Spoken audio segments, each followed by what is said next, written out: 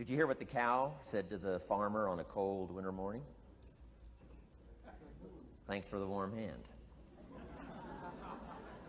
Anyway, it's going to get better, so don't panic on me. I start small. Nice to see all of you. How many of you have never seen me before? This is your first time? Oh, wow, most of you, okay. I keep thinking for sure I'm more famous than that, but, you know, that is the truth. I'm delighted to be here. Been looking forward to it for a long time. And it's nice to be back. You know, I was here not too long ago. It's nice to be invited back. It says something when you're invited back. It doesn't say everything, but it says something. Maybe it says, let's give him one more chance, right? See if he can get it right this time. But I'm delighted to have all of you here. We're going to spend the day together. I feel two major responsibilities, and I'm sure you can guess what those are. Number one is to make sure you get your money's worth, right? When you shell out your cash, especially these days, you want to make sure you get full value for the money you spend. And I know the tab for the seminar was not that much. Pretty modest fee to get in. Most of you, your tips for the week, right? So it wasn't that much. But I want you to be able to say when you walk out of here today, it was worth my money. But my biggest responsibility is to make sure you get your time's worth. And the reason I say that is because time is more valuable than money. In fact, you might start your notes with that. Time is more valuable than money. You can get more money, but unfortunately you can't get more time. If somebody asks you to spend your money, that's pretty easy, right? We live in America. We're wealthy. So the money's not the problem. But what if somebody asks you to spend a day, right? You got to think that over carefully. And I know you did. I wouldn't waste one of my days, not for anybody, not for anything. Once I understood how valuable they were, I don't waste any. But to make an investment like today of your money and your time, I appreciate that.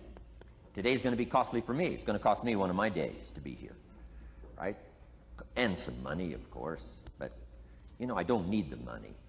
I take the money, but I don't need the money. But guess what I do need? The time. So I'm here not to just joke with you. I'm here not to just tell some funny stories and give a performance and walk away. I'm here to give you some value, and I want to make it worth your time. I'm going to invest a day. You're going to invest a day. Let's get the most out of it and see what we can walk away with today. Anyway, for you that have not seen me before, just very briefly, let me just tell you my story. I grew up in Idaho, farm country, southwest corner of Idaho. In fact, my father still lives on the old homestead where I grew up.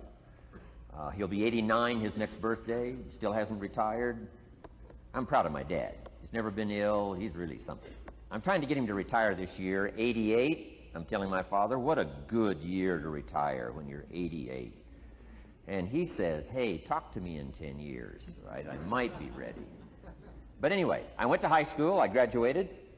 I went to college 1 year. Halfway through my second year of college, I decided I was smart enough, so I quit.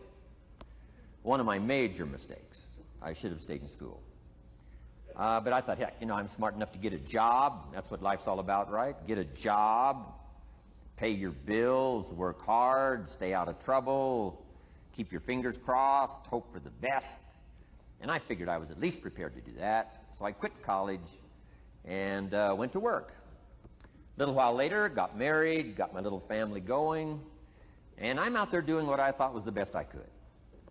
But about age 25, I'm starting to struggle. I've purchased a little more than I can conveniently pay for on time.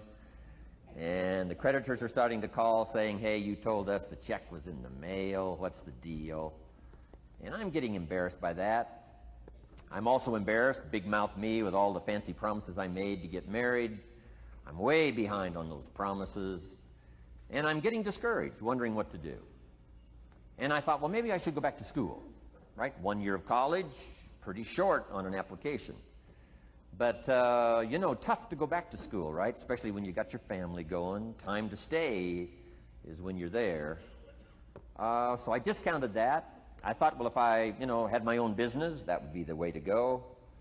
But, you know, I'm short on money. Too much month at the end of the money. If you've ever been there, that's where I was, age 25. So I had to discount that, and I'm discouraged, wondering, where do I go from here? And then the miracle happened for me. Good fortune came my way. And who can explain good fortune? I don't know. Remarkable things that happen to you at a particular time. Sometimes it's just unexplainable how those things happen. One of my friends says, well, hey, things don't just happen. Things happen just. Another good note for your notes. Things don't just happen. Things happen just. And maybe that's it. I don't know. I'm an amateur on life, I guess like most of us are, trying to figure it out, how to make it valuable. But I was ready. And my good fortune was, at age 25, I met a very wealthy man. His name was Mr. Schoaf, Mr. Earl Schoaf.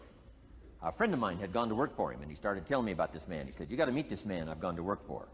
He's wealthy, but he's easy to talk to. And he's got a unique philosophy of life. And the more he kept talking about this man, I thought, well, I've got to meet this man. So sure enough, shortly after that, I had a chance to meet this remarkable wealthy man, and I was impressed. He was wealthy. Sure enough, he was easy to talk to. I was so intrigued, within a few minutes, I said to myself, if I could be like him, farm boy from Idaho, if I could be like him, I'd give anything. And then I thought, if I could just get around somebody like him, and if he would teach me what to do, I would be willing to learn. I'm coachable. And that was my good fortune. A few months later, this wealthy man that I met, Mr. Schoaf, took a liking to me, hired me, gave me a job. I went to work for him. And I spent the next 5 years in his employ. And then, unfortunately, he died at the end of that period, at age 49. His last 5 years, but the first 5 years of my new life, I got to spend with this remarkable man, and my dream came true. He coached me. He taught me. He taught me the books to read. He taught me the disciplines. He taught me the changes to make in my language and personality. And the things he shared with me during that 5 years literally changed my life, turned my life around, changed my income, changed my bank account, changed my future, changed everything. I've never been the same since that unique experience. And I wish he was still alive today, Mr. Schoaf. I'm sure if he was alive today, especially after this seminar, Idaho Farm Boy makes it to Dallas-Fort Worth, full house, standing room only. Pretty awesome, I'm sure. If he was alive, I'd be calling him today saying, you won't believe what's happening to me. I've had a chance now to share with other people what you shared with me. But anyway, how I got here. 30 plus years ago, I was living in Beverly Hills, California. And one day, a friend of mine, businessman friend, said, Jim, I'd like to have you come and share your story with my service club that I belong to, the Rotary Club. He said, I know your story, Idaho Farm Boy makes it to Beverly Hills. But he said, I think my club members would love to hear your story. He said, if I arranged one of our breakfast meetings, would you come tell your story? Just share a few thoughts. I said, okay. So I agreed to go give this breakfast talk. And guess what? They liked it. And my telephone rang. I got another call saying, we heard you've given your story and shared some ideas. Would you come talk to our club? First thing I know, I'm starting to devote a piece of my business time to giving these talks. And then one day, a businessman who'd heard my talk, I think 2 or 3 times, approached me and said, would you come and share that story and some thoughts with my management and salespeople? I said, I got this little company going. And he said, if you'd come tell your story to my organization, he said, I'd be happy to pay you. And I thought, wow, wouldn't that be something? So I agreed to go do it, and I got paid. Little did I know, another fortune was waiting for me to translate my ideas into talks and speeches and seminars. Now I've written some books. It's on cassette tape, and now I get to travel around the world. Last year I was in Japan and Israel, Spain, Mexico, Australia, New Zealand, France, Germany, Canada, and now Dallas-Fort Worth. So. Idaho Farm Boy gets to travel around the world and share his story, and here I am today. Anyway, it's almost too much for me to comprehend. From where I started, raised in obscurity, in a little small farm community, and now to be here today is pretty awesome for me. So anyway, that's just a little bit about my story. My story's probably more intriguing for me than it is for you, but I wanted to hear it again, so I thought I would just, bore you with it. Anyway, I don't ask you to be impressed today. I'm the one that's impressed from where I came from to have a chance. But that's the American dream, right? Come true. Chance to start from scratch, start from obscurity, start with pennies, start with nothing, and have a chance to transform your life, change your life, set your goals, and see what you can accomplish.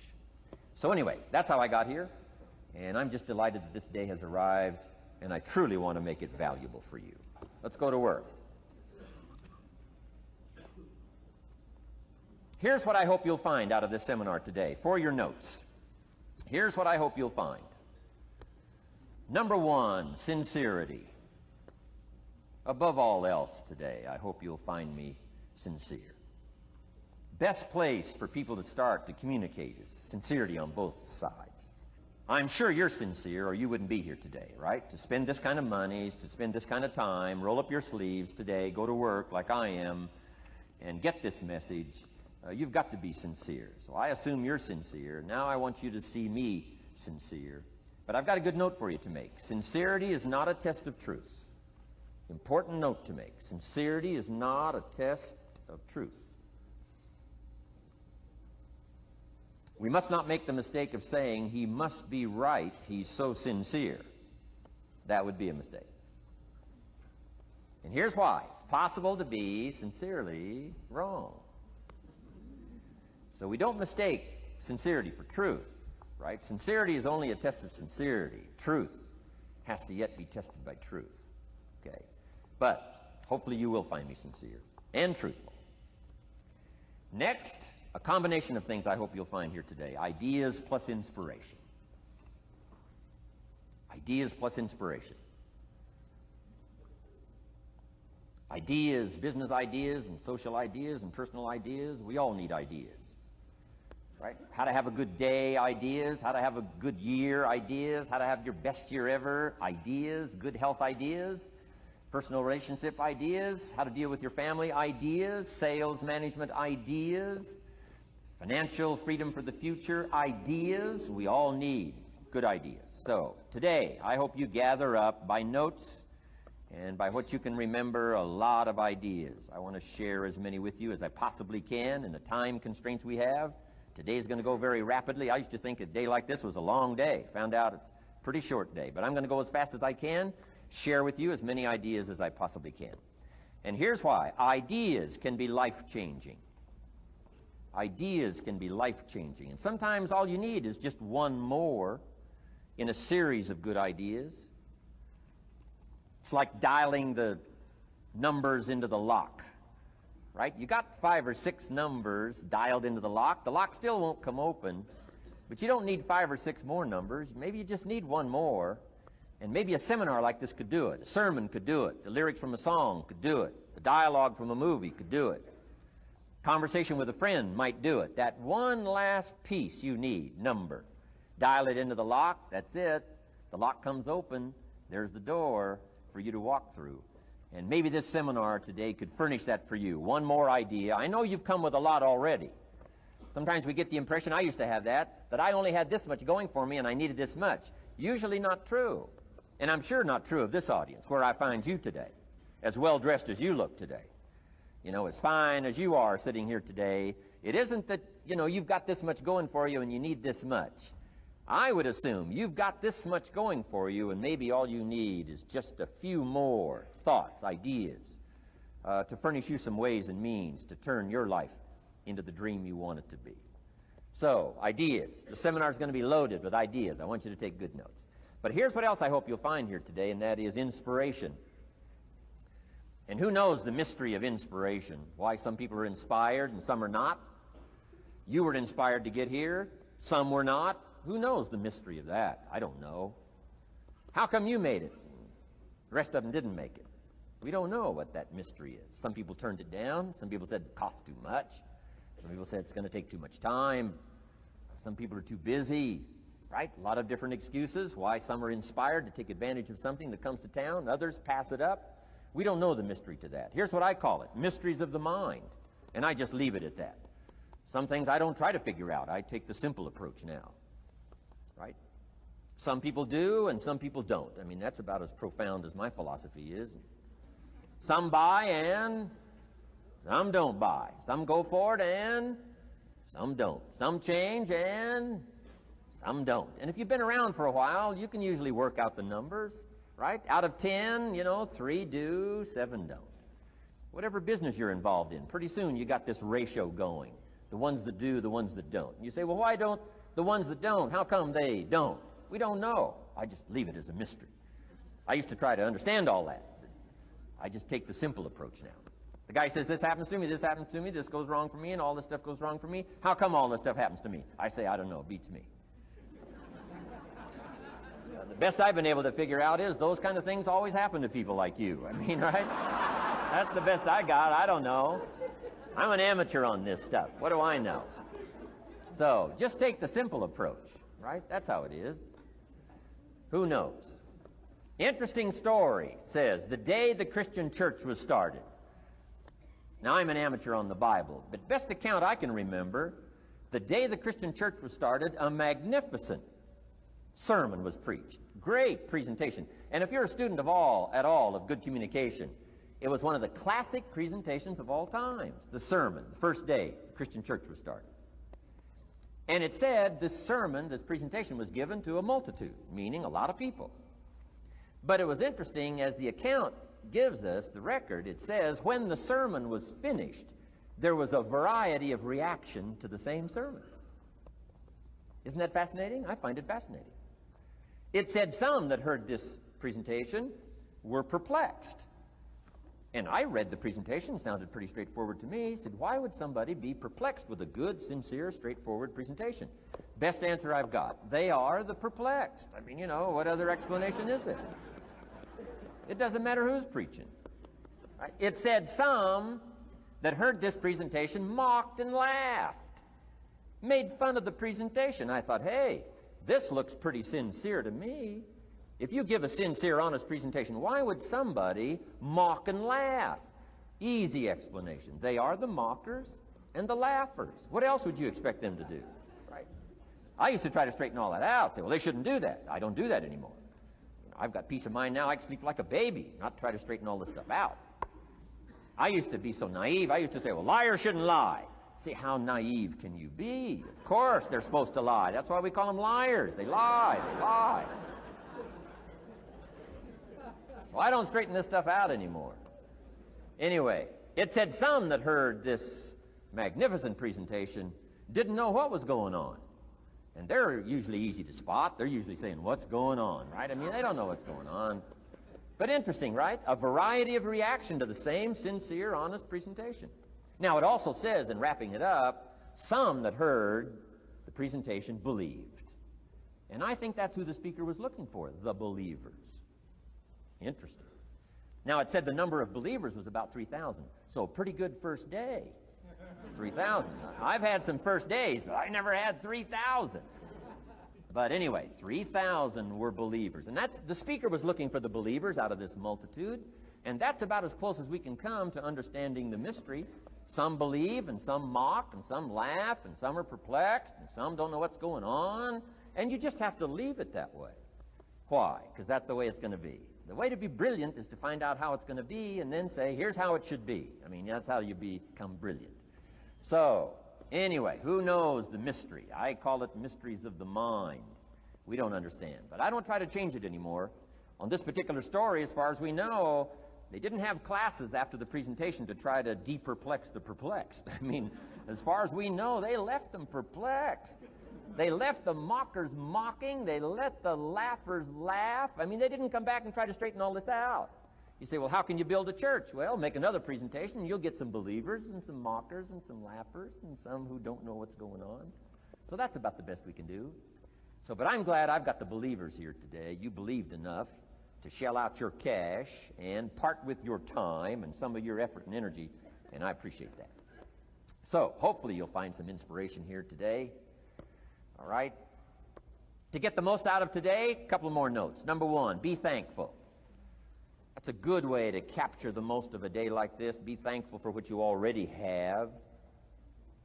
That shouldn't be any problem in America, being thankful. Everything we need is available in America. Everybody wants to come here, right? The last time I was here, that little presentation I gave, everybody wants to come here, America. People haven't plotted and schemed the last 40 years saying if I could just get to Poland, everything would be okay. No, everybody wants to come to America. Why? Everything's available here. All the books you need, all the sermons you need, all the churches you need, all the schools you need, all the instruction you need, all the inspiration you need, all the capital you need, all the markets you need, all the challenge you need, all the information you need, all the seminars you need. Everything's available here. This is America. So number one, let's be thankful for what we already have. Thanksgiving does this. Opens up the doors, opens up the windows, opens up the channels. Thanksgiving for what you already have. I did a seminar one weekend up at the ranch, up at Clear Lake. Got a lodge up there. Nice setting, high valley, high serenity ranch. For the weekend, Friday evening, Saturday, Sunday. People drove in from around California. I got there late Friday afternoon. Everybody had pretty well already gotten there. I couldn't believe the parking lot. Continentals and Eldorados and Mercedes and Cadillacs and unbelievable. Ferrari, one Rolls Royce, unbelievable. I walked in, good-looking crowd about like this, sitting there ready for the weekend seminar. My opening remarks were, ladies and gentlemen, I think the rest of the world would find it strange that we have all come here this weekend to try to figure out how to do better. Right? I think the rest of the world would say, I don't understand. Guy in his Rolls Royce, and I got to get to the seminar, find out how to get another one of these Rolls Royces. Unbelievable. Anyway, let's be thankful. Here's what locks up the doors and the channels to receive more: cynicism. That locks you away. That prevents you from learning more. Being a cynic about the past and the future, a cynic about the marketplace, cynical about the people, cynical about the institutions, cynical about the setup, cynical about yourself, cynical about your chances. See, that locks away all the chance for stuff to flow your way. So, good advice, I think, today. Start off, be thankful. Here's number two, listen well. And that's going to be a challenge today. I understand that. Seems like most of, our life is still going on outside these four walls, right? Most of our life seems like it's all, continuing out there. Family and business and associates and market and economy and whatever else is happening in the midst of your life. And to sort of, pull your attention from what's going on out there and put it in here for just a few hours, I know is a challenge. But do the best you can, listen well. And here's the last one, take good notes. Be a good student today. Take some good notes. I've not come to entertain you. As you can tell by my opening joke, right? I would not make it in Las Vegas. So we don't have a dog and pony show today, no entertainment. But I do have some ideas. Take some good notes. Somebody showed me the other day notes that they took about 21 years ago, attending one of my seminars out in Los Angeles. He said, I still use these notes I took 21 years ago to help me in my business, relationship with my family. So I'd like to have these notes that you take today become that valuable for you. Then it would be worth me making the investment to come and spend a portion of my life, my time, my energy here. And I want this investment I'm making here today to pay off. And one of the ways it can pay off for me is for you to take good notes and then go away and use whatever makes sense. Because what I feast on coming back around is the stories out of this audience today. Sure enough, 6 weeks from now, 6 months from now, 6 years from now, somebody's going to, by phone, by letter, by personal contact, walk up to me and say, the things you shared that day got me thinking. And I started making some changes, and let me tell you what's happened to my business. Let me tell you what's happened to my sales career. Let me tell you what's happened to my relationship with my family. See, that'll make it worth it for me. Not the money, the return. Something you can't buy with money.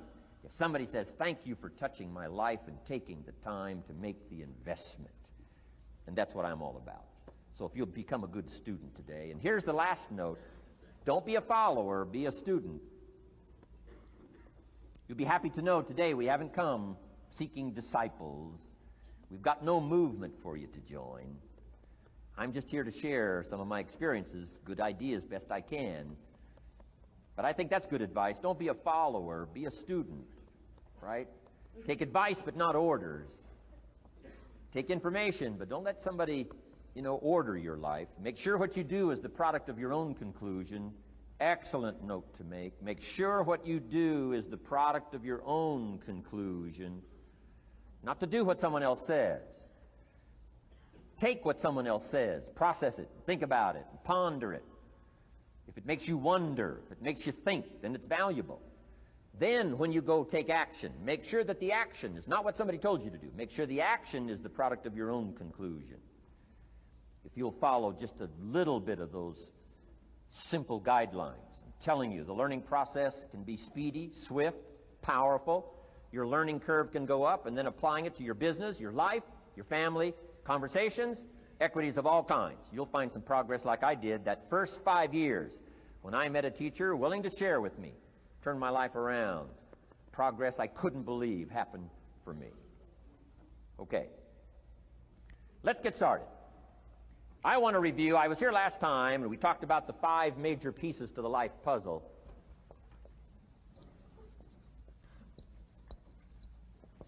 And I just want to review those because it lays such a good foundation for all the rest that I want to share with you today. We got a lot of subjects to cover, so we're going to go rather swiftly, okay? Put on your mental track shoes here and run with me today, because I'm going to deal mostly in concepts. Expect you to, fill in a lot of the details, because I've got a lot to share. I want to get through it all. But let's lay this foundation again of the 5 major pieces. Happens to be the title of my latest book. But I think it is so valuable in laying a foundation. It's some of the things I learned between ages 25 and 30. The teacher who taught me so well. He dealt in these fundamentals, we call these fundamentals. We call these basics.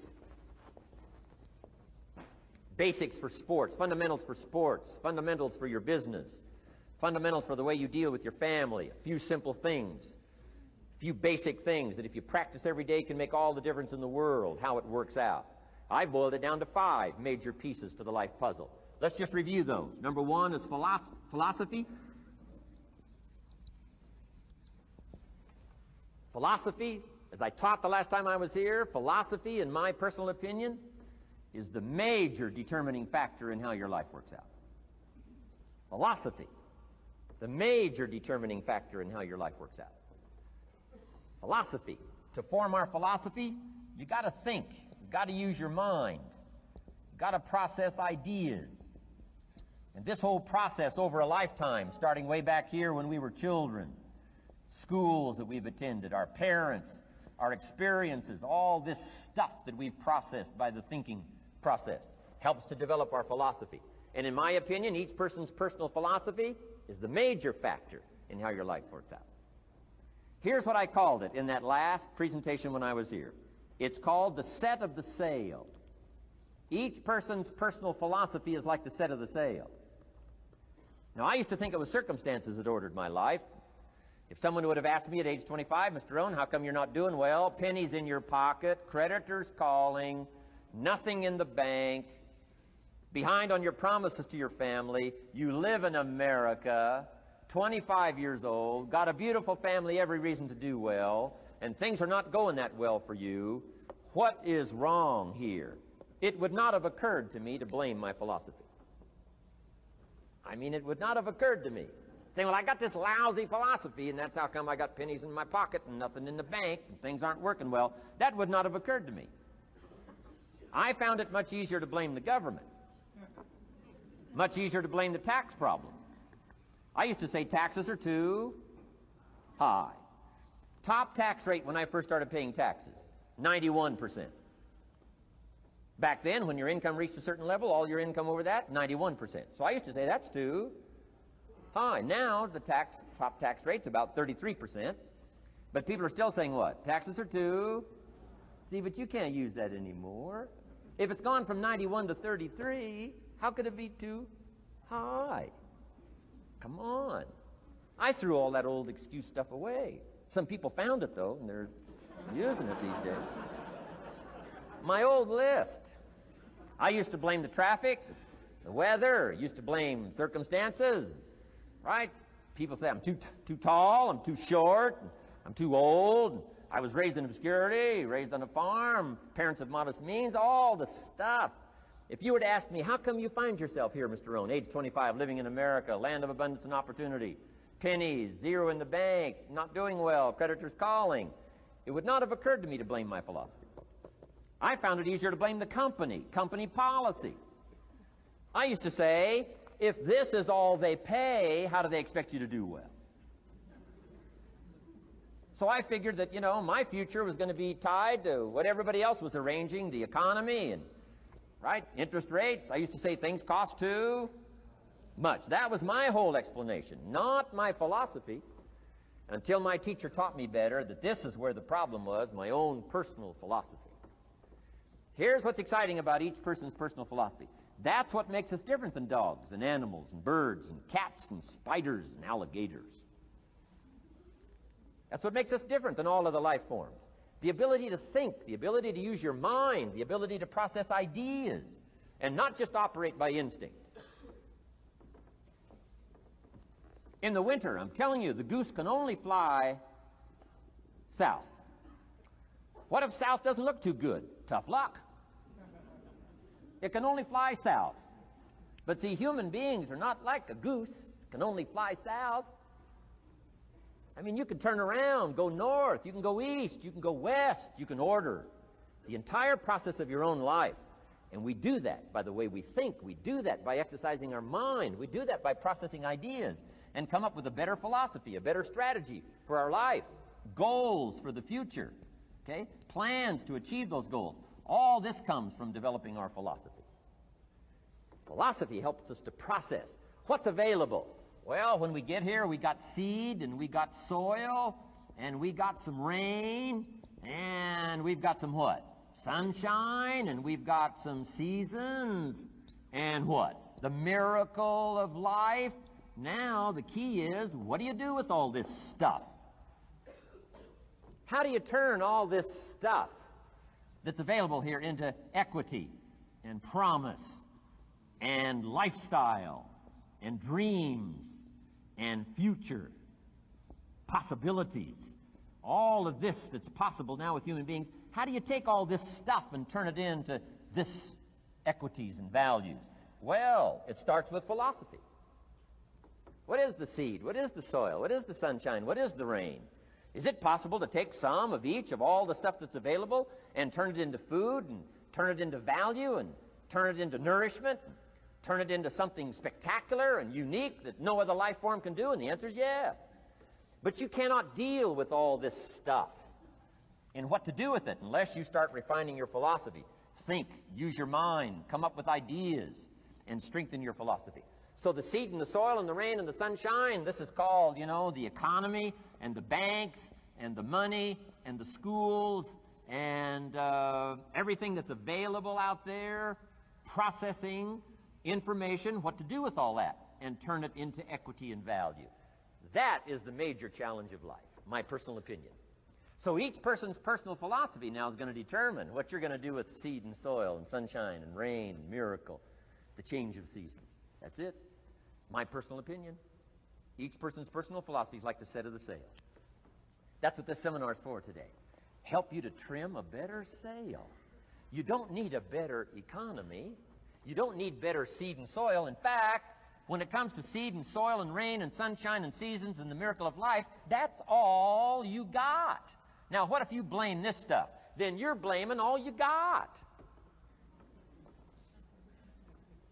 If you blame the economy, and you blame the schools, and you blame the teachers, and you blame the sermons and the preachers, and you blame, the marketplace, and you blame the company and company policy, what else is there? When some people get through with their blame list, there isn't nothing else. That's all there is. And if you blame the only thing you've got to work with, I'm telling you, it's called mistake colossal in not understanding that that's all you've got to work with. And if this is all you've got to work with, then you don't change the seed, and you don't change the soil, and you don't change the rain, and you don't change the sunshine, you don't change the seasons. Right? Guy says, I'll take 3 springs, 4 summers, 9 falls, no winters. No, you can't fool with this stuff. You got to take it like it comes. Then what do you change to make your life work well? You got to start with your philosophy. Guess what I had to do at age 25 in order to change my own future? I had to change my mind. I had to change my thinking. I had to change my philosophy. I was messed up on what was causing my problem. And once I got that straightened out, that all the stuff I blamed, the government and taxes and the marketplace and the economy and things cost too much, negative relatives, cynical neighbors, once I got rid of that and started going for where the real problem was, which was me, I'm telling you, my life exploded into change. My bank account changed immediately. My income changed immediately. My whole life took on a whole new look and color immediately. And the early results I got from making these philosophical changes tasted so good, I've never stopped the process from that day until this. And I'm telling you, with a little consideration of the refinement of your sail, by setting a better sail, refining your philosophy, your whole life can start to change from today on. You don't have to wait till tomorrow. You don't have to wait till next month. You don't have to wait till spring. You don't have to wait till 93. You can start this whole process immediately. I recommend it. Now, some people do so little thinking, they don't even have their sail up. I mean, you can imagine where they're going to wind up at the end of this week, at the end of this month, at the end of this year. Now's the chance to change, process all this information. So number one is philosophy. Okay. And we dealt with all that, where we get ideas from personal experience, from other people's experiences.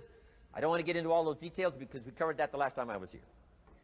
But philosophy, that's number one, my personal opinion. Each person's personal philosophy. Here's the definition of success and failure. Just make this note. Here's failure. A few errors in judgment. Repeated every day. Now, you can automatically assume, Mr. Rohn, I say, I can understand that. A few errors in judgment repeated every day. For 6 years?